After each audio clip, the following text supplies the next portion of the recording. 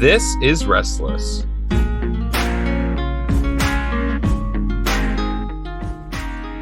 Welcome back to Restless.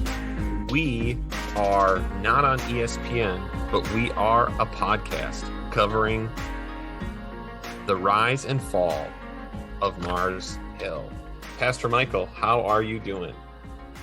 Well, coming in nice and getting those summer vibes with Memorial Day.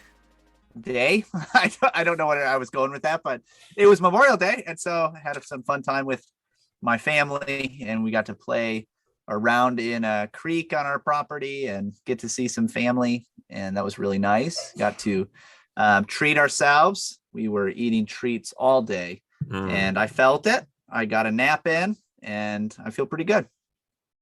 Wow, what a great day. And that means I hope you're No, ready. It was so like, yeah, nobody cares.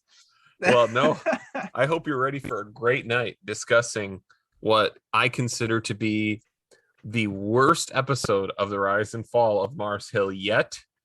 Now, because I haven't heard them all. So far, cue the Simpsons meme. Yep. This is the worst episode so far. Now, when this episode came out, a listener tagged us on Facebook and said, I think this episode where they make a Bobby Knight comparison is really unfair. And I, again, have not been listening to these or looking ahead for this reason, and was like, I wonder what that means. Well, dear listener, this weekend I found out about what the Bobby Knight problem was.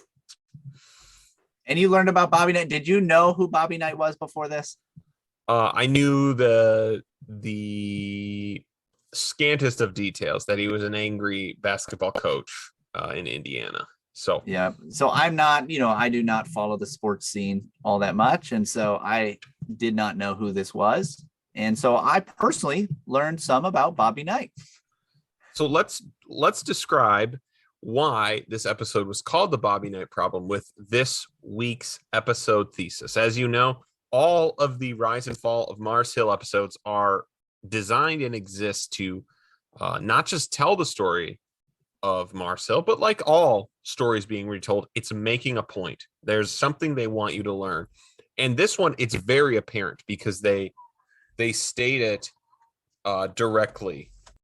So this week's episode thesis has to do with the Bobby Knight problem, because this week's thesis is Mars Hill had a Bobby Knight problem.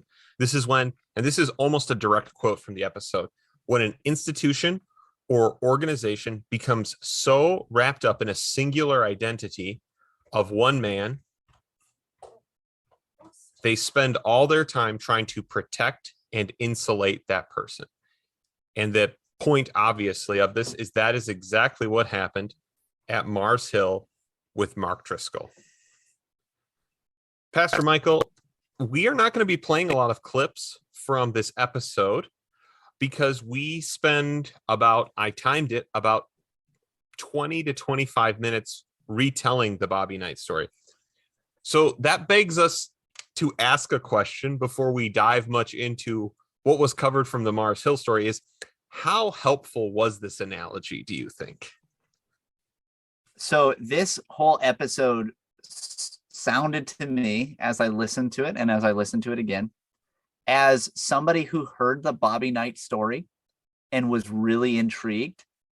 And then while they were working on another project about a man who was known for maybe being a little bit much, they then thought, oh man, I got to use some of this material that I've been reading about, learning about. That's how it struck me. It did not strike me as much as, wow, look at this exact parallel of this situation. Now, obviously you can find parallels. I mean, there's definitely things that are similar. And with the main thesis of, everything is kind of built around this one man, and then you're forced to kind of protect that person.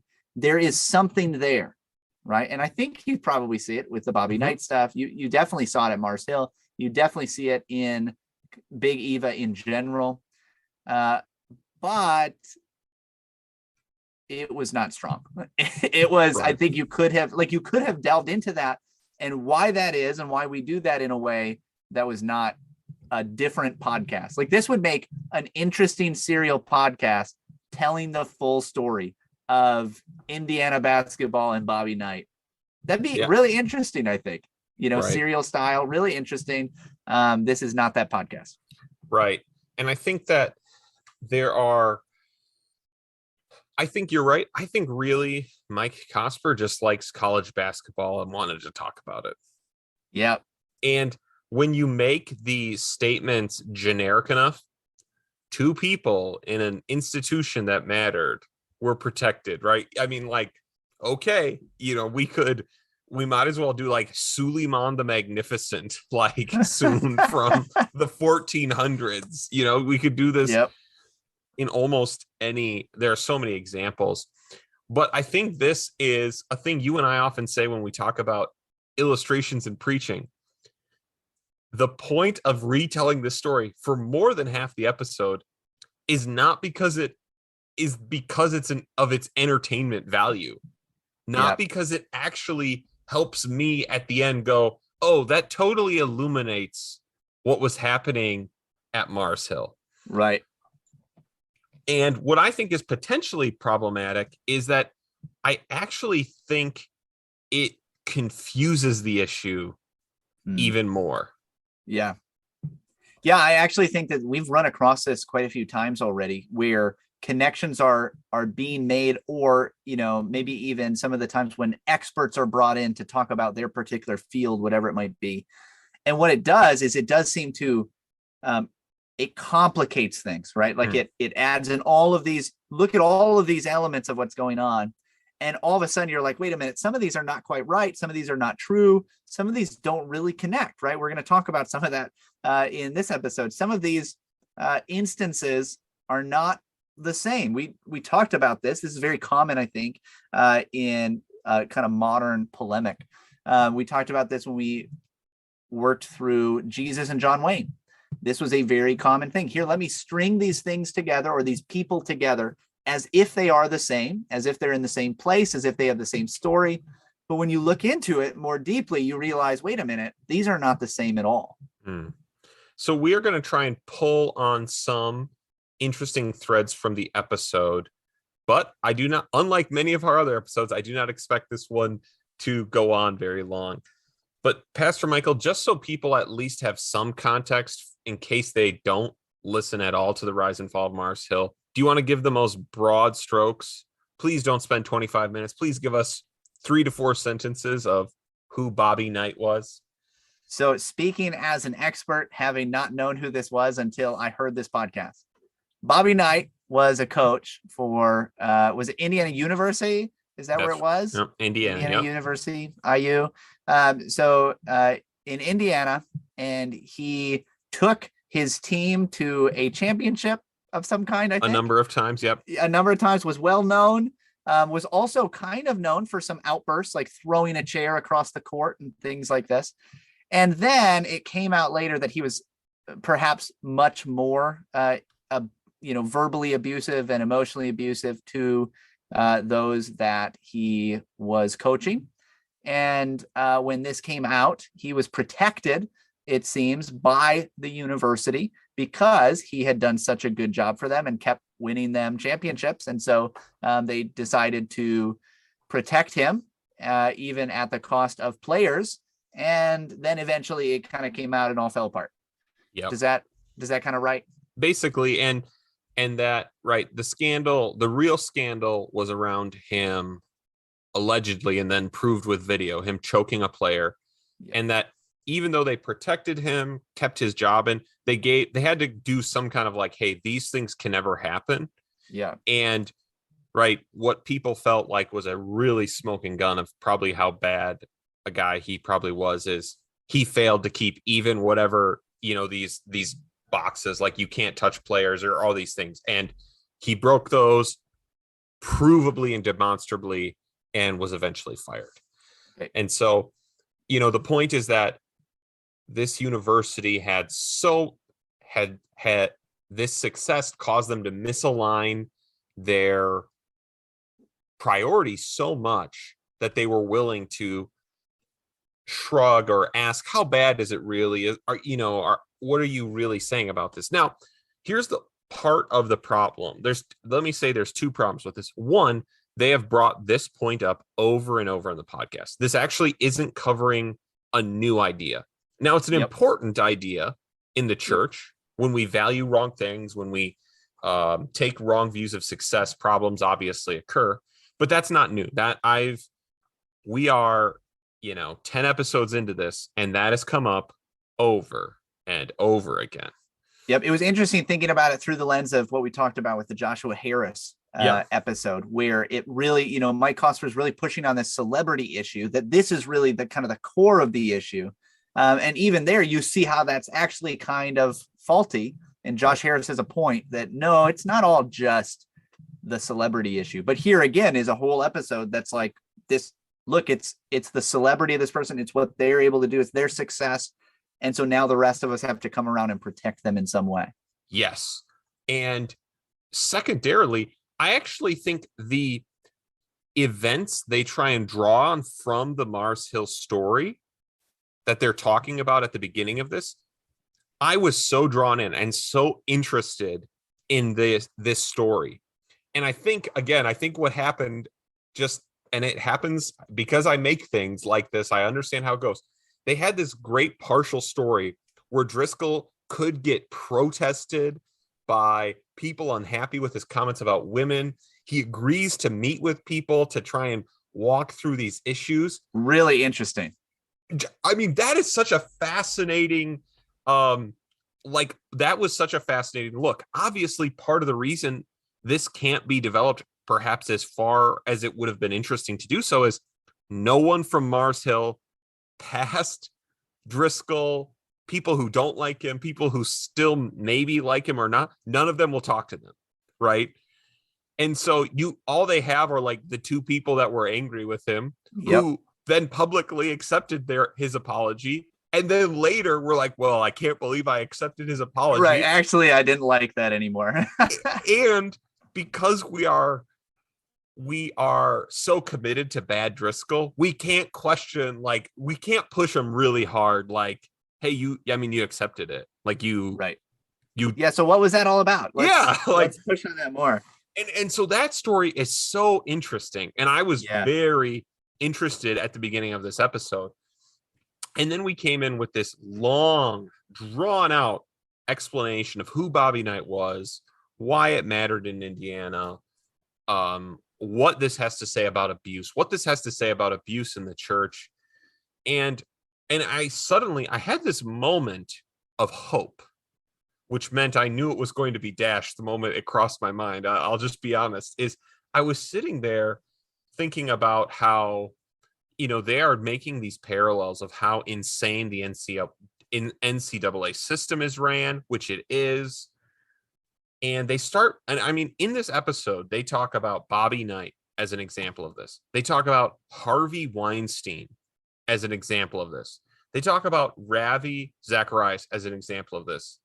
And I'm driving somewhere while I'm listening to this, and I took this audio, and as I suddenly said, I was like, wow, unless they come out with a smoking gun of of an abuse narrative, we have video of you choking someone, right? Like we have, I don't want to talk about, they're so shameful and horrible, the things that obviously Harvey Weinstein is in prison for and was revealed about Ravi Zacharias right before and after his death.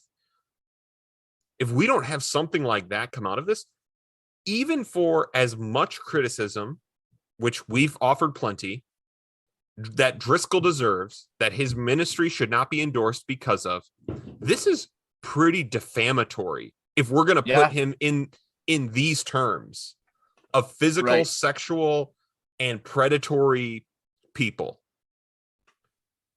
And I don't think we get it. I don't think we justify these analogies by the end.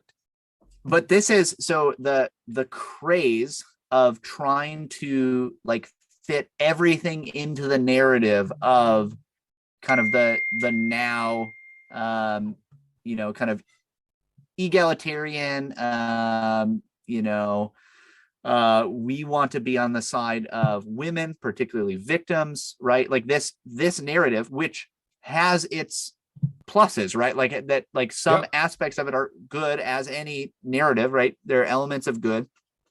When it becomes the thing, right? When like, you know, the everybody is subject to abuse in some way narrative, when that becomes the thing that you have to look through, you know, this is the lens you use for everything now.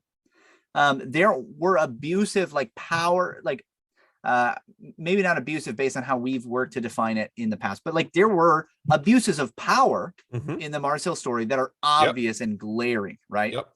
But to string that together then with a lot of these other incidents is to show basically a lack of imagination, in that like people are sinful in a lot of different ways, not just one, you know, like there is, yes, like that one way is sinful, it's wicked, and there are other ways to sin. But when that's all you have, when that's your only lens and you can't look outside of it, all of a sudden that's the only story that you can tell over and over and over again. Which is why, by the way, when you see Bobby Knight, you're like, oh, this is Driscoll, right? It's the same thing. It has to be the same thing. Oh, Harvey Weinstein, like that's it, they're all the same person. Well, actually, it's a little bit more complicated than that.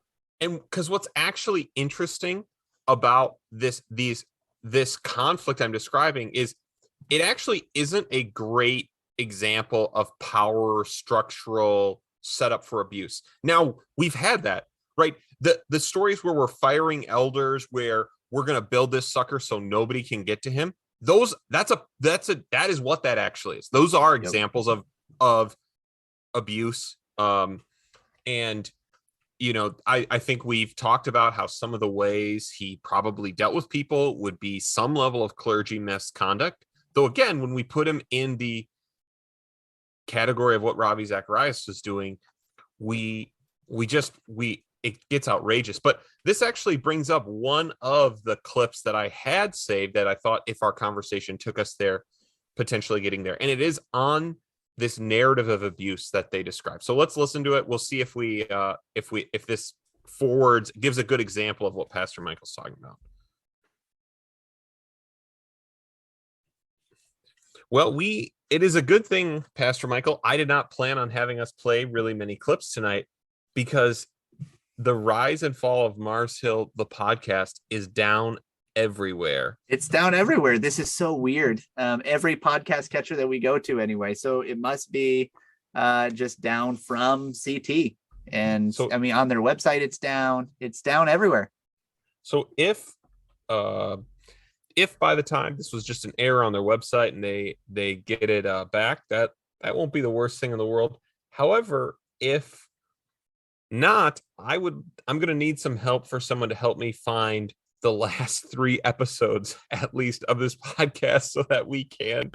It's got to be so they wouldn't cut this thing out. This thing's a cash cow right now. You know, there's a lot coming in for this. There's no way it's just down. Well, so I guess we are going to move on. We are going to move on to what might be the more interesting question from this episode. So early on in the episode, let's talk about the only things from Driscoll then in this episode that we actually get. We don't get any audio from Driscoll at any point. We get audio from these people meeting with him, trying to diffuse this protest. They are a vineyard pastor, both the man and his wife. The wife are vineyard pastors. But the episode also begins in a pretty bombastic way. It begins describing Ted Haggard's fall from ministry, which, if you didn't know, is a insane and truly spectacular, not because it's amazing, but it is so unbelievable. I'm going to, please, if you have a child, I'm going to say one sentence about how this thing ended, and just so you get the idea. But if you have a child, this one sentence is probably not for them.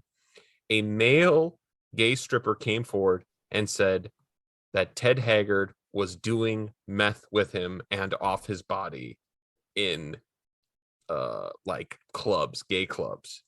And it And was proven true. And he came forward because of the hypocrisy, because Ted Haggard at the time was also one of the most outspoken advocates against homosexuality, at least as far as like mega Right. church He was pastors. the family values guy, and they had a humongous reach and were planning on like doing this kind of Great Commission thing where they were going to send out people to every country in the world, right? This is how big a church and organization that was going on. Yeah, so that's where the episode starts, and I kind of had a moment of, oh, just, it's never a good thing to hear about. But the reason it comes up, it actually does come up fairly, because Driscoll at the time, like many people, decided to comment on it. Now they share a quote from him, and I was not able to find the entire article where Driscoll wrote this, and so you have to take this with a grain of salt. But this is part of Driscoll's comment on it. And now the one thing they don't really say that is clear, even in the Huffington Post article where they likely got this quote from, that Driscoll does in his personal blog condemn Ted Haggard, right? He makes pretty unequivocal statements about how bad Ted Haggard. So this is not in the context of I'm defending him in any way. Correct.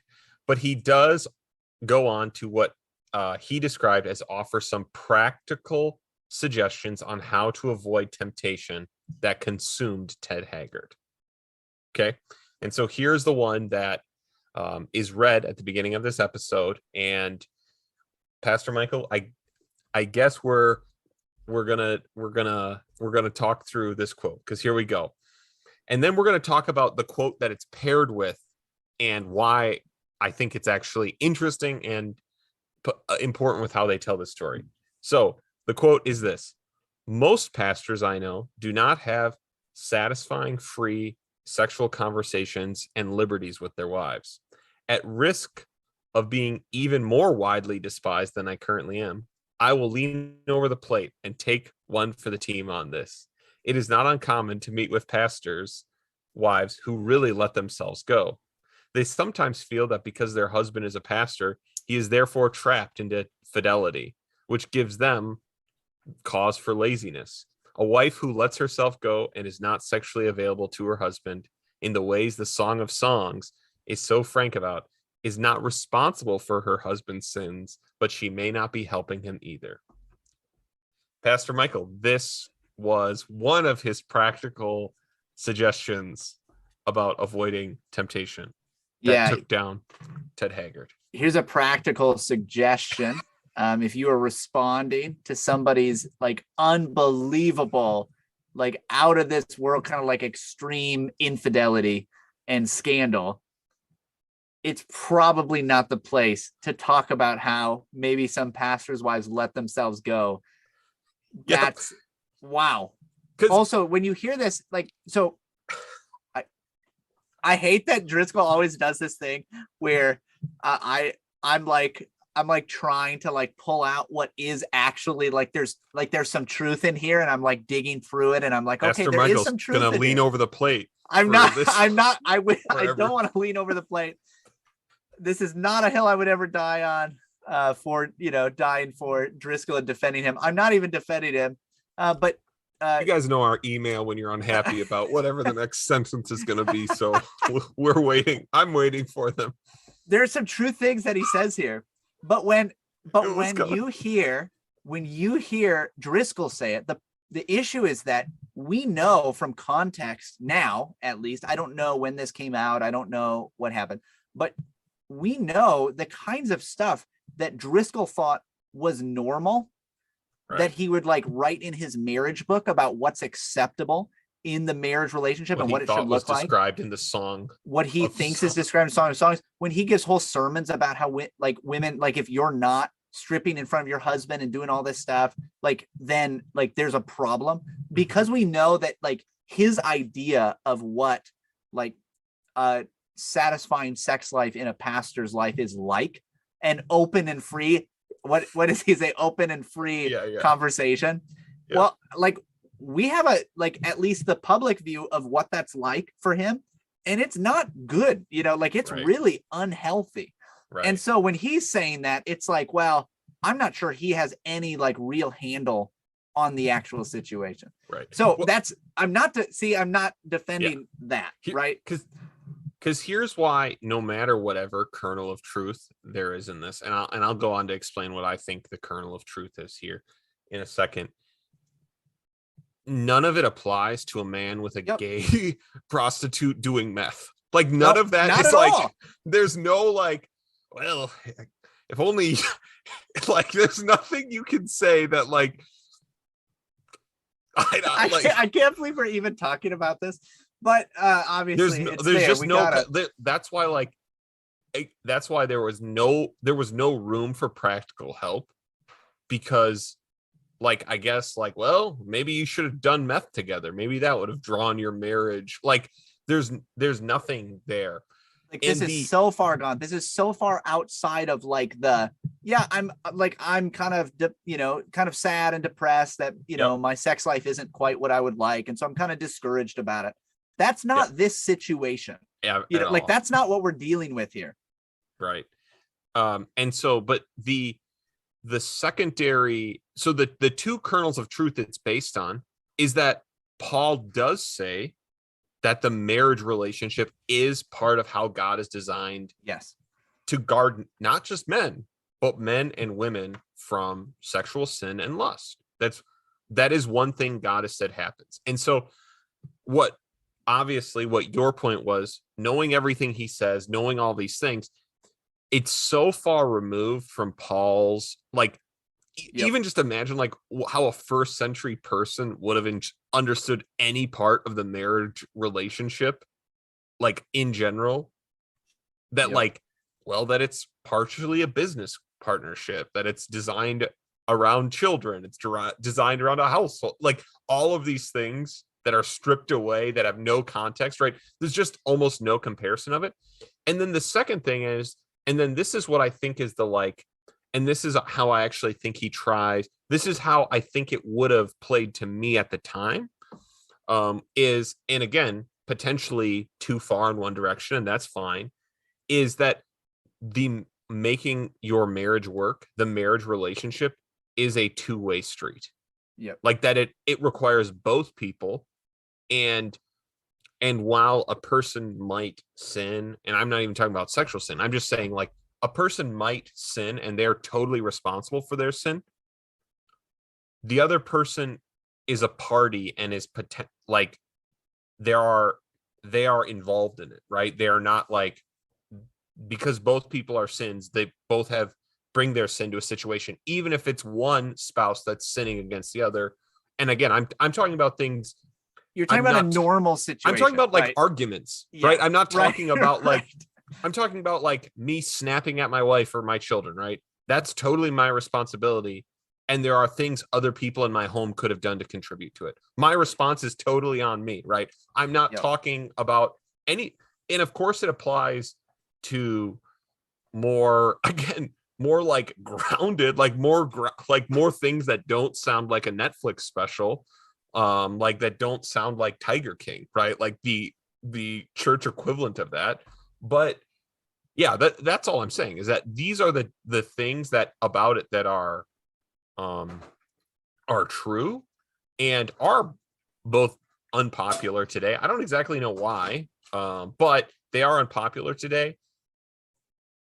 But again, there's obviously no way to make this.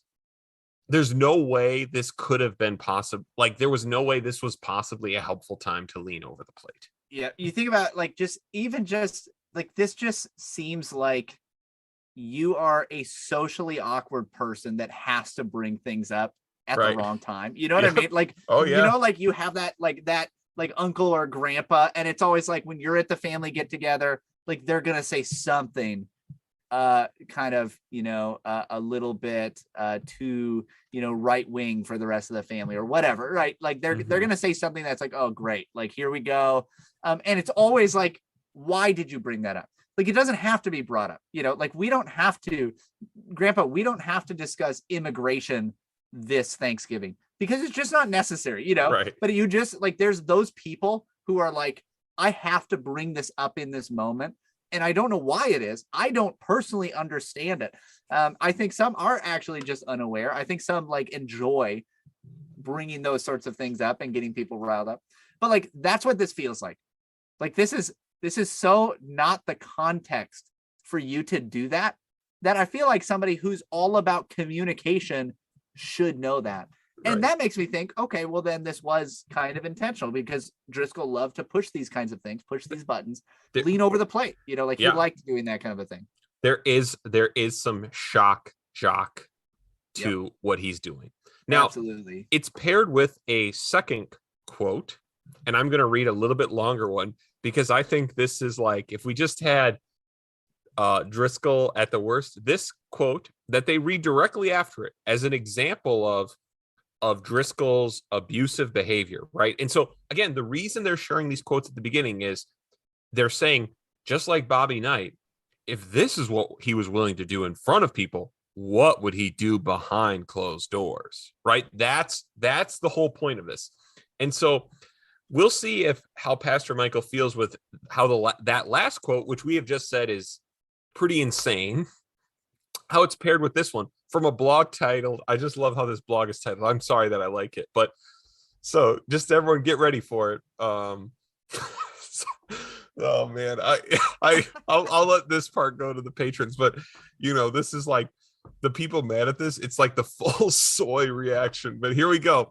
This blog title was written, Episcopalians and male testosterone show corresponding decline. So, oh man, brutal. So he wrote this in the wake of, I believe it might have even been whatever diocese is over Washington and Seattle. It's in Nevada. They elected a female bishop, and so here is a few, just 3 paragraphs from. So I'm going to read just a little more than they did, so you have a little more context for what he says. In a surprising decision, the Episcopal Church voted Nevada Bishop Catherine Jeffords Scory as its first female leader of the entire church at their general convention in June. In related news, the testosterone levels of male Americans has dropped significantly in the past 20 years. By the way, this is completely true. You can go find this out. And then it cites a Journal of Clinical Endocrinology and Metabolism. All of this has led this blogger to speculate, which is Driscoll again, that if Christian males do not man up soon. Ooh, we've got man up here, which is a trigger for a lot of people. If Christian males do not man up soon, the Episcopalians may vote a fluffy bunny rabbit as their next bishop to lead God's men. When asked for their perspective, some bunny rabbits simply said that they have been discriminated against long enough and that people need to get over it. So this was the second quote, that last part. By the way, one of his critics said, luckily, Mark has enough testosterone for all of us. So that was one of the ways people clapped back at him, which... What a burn. Yeah, what not a rough, burn. Rough burn. Yeah, dude, that was a self-own. That was a sad self-own. So Pastor Michael, how do you feel about Driscoll coming out with this as a secondary quote? Do you feel so mixed and torn up about this quote as you did his advice stemming from the Ted Haggard debacle? This is, again, let's string things together. Let's paint this narrative, but one of these things is not like the other, right? Maybe. So yes, did Driscoll use more like could we shock say jock like, language? Yeah, shock jock juvenile language. Yep. Right. And that's how he talked all the time about everything. Yep. Like that's how he, described different theological belief systems. Right. Right. This is, God, some of you are all just matchsticks anyway. Right. Right. Like that's okay. Like that's it. That is how he talks, which you might have problems with, and that's acceptable, but that is how he talks. But to string this next to what is just a very strange, problematic, bringing up this topic that really has nothing to do with this great scandal, when this is simply Driscoll is complementarian, doesn't believe women should be leading God's church, as the Bible teaches. And so he says it in a shock jockey way. Right. And this is a great time to promote. If you would like to hear how Driscoll sounds today in his most revved up, you can find us reacting to all of Driscoll's quote unquote best rants from last year. And if you're worried that Be Still My Heart, they might be too much for you, I promise you, they are so toned down. They're not. We can't even, he could not even touch the hem of these classic Driscoll rants with what he's doing now. But we usually have a good time doing them.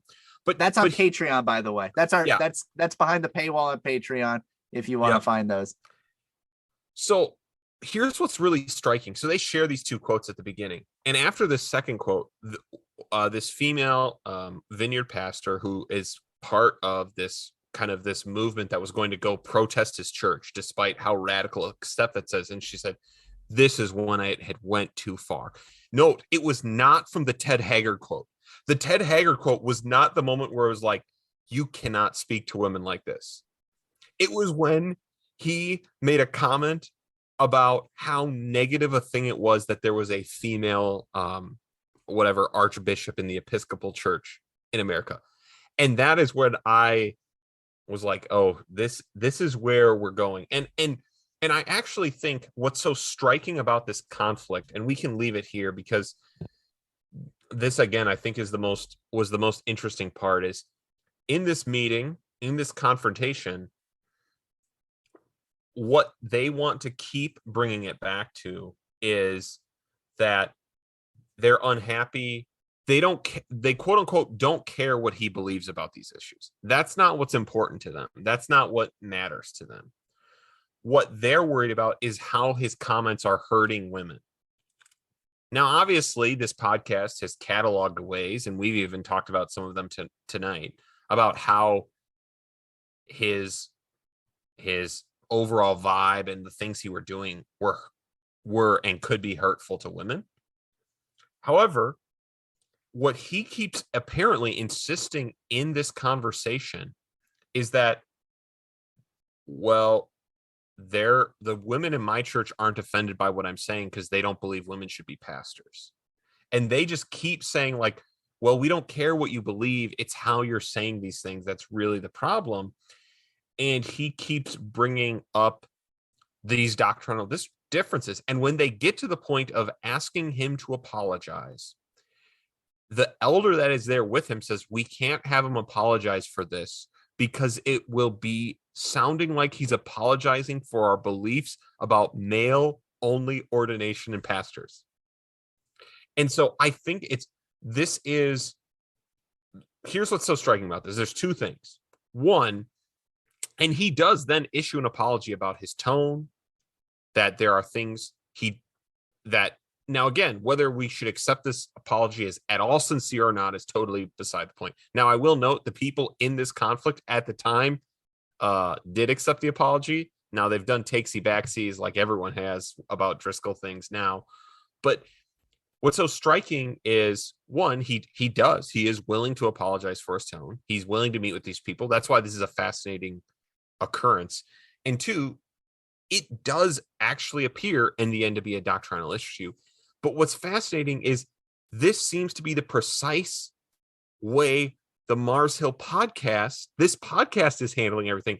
It's not about the doctrine. It's not about these foundational beliefs. It's all about how he acted, except that maybe we are questioning the underlying beliefs about complementarianism as well.